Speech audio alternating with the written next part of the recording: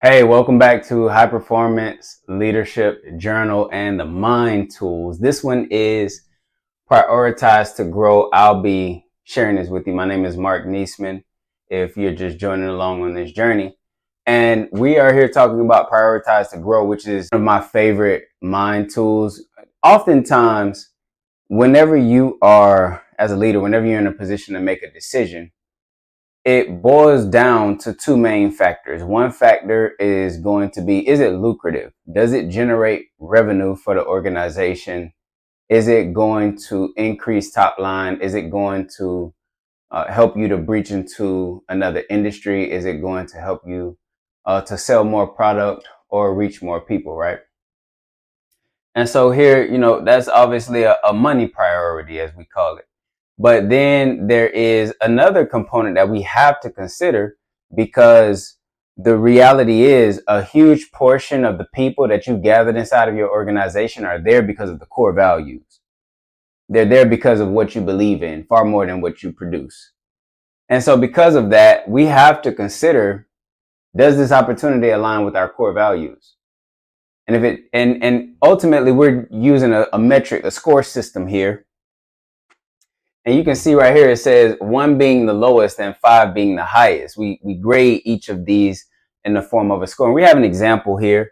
This is a real example. We acquired a law firm, and we had to assess whether or not this was a great opportunity for us, both monetarily and regarding our core values. So here we say this tool is all about aligning values. Just as we are multifaceted human beings, we also have different values that matter to us.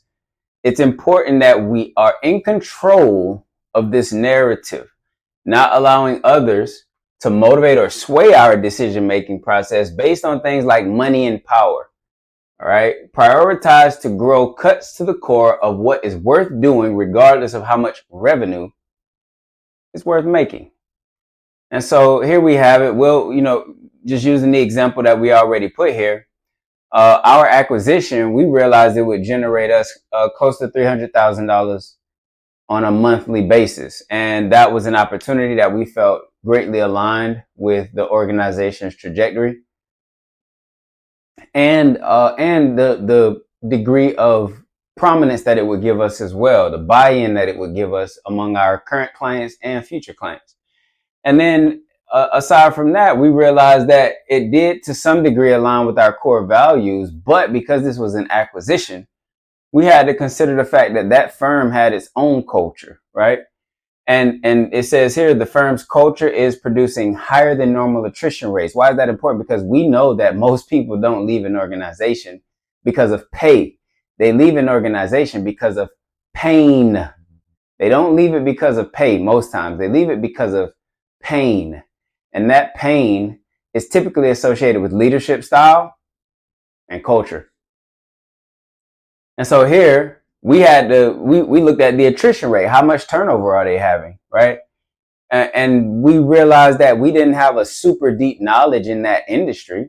We could acquire the talent, right? No problem. But that does not overcome the burden of dealing with people who are already in that organization and overcoming their fears, overcoming their perceived issues, barriers, circumstances, whatever the case may be.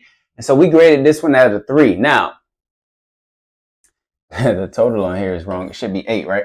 But obviously, we add these two together. We add 5 plus 3, and that gives us 8. Now, my underlining metric for this is the same as what we shared on one of the first mind tools we did here, right? And what that is when we rate these things, obviously these two will not equal over 10 because you're only measuring up to 5, 5 being the highest priority. So the highest you can score on any given opportunity or project would be 10 total, right? Well, we're using this metric. If it's 8 or higher, it's definitely worth considering. I'll go to bat for it. And especially if it's not just me, if you have co-founders, if you have a board, if you have advisors, if you have a chairperson, if you have whatever the case may be, right? You know what you have to hold you accountable and help see things that you can't see, regardless of what that looks like. If it's hot, if it's 8 or higher, I absolutely consider it. I try to always stay away from the number 7. Number 7 tends to be a fail safe for most people, right? It doesn't put them in a danger zone, but it keeps them on the fence.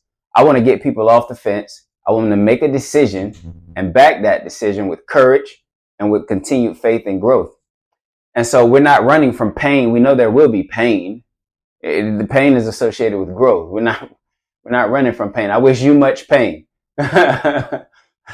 But it's the growth that we're looking for here, right? So all we need to see is that people are on board and that they're committed. This gives us an easy way to get a project in, look over it, and then make a determination as to whether we're going to move forward. Here we have, again, prioritize to grow. I'm Marq Neasman. Thanks so much. I want you to bring this before your team, okay? Do it yourself, absolutely. But get it in front of other people and see how they like it. You can print this out, obviously, and bring it to your next board meeting or bring it to your next weekly team meeting. And we look forward to hearing from you. Fix your crown. Rule the day.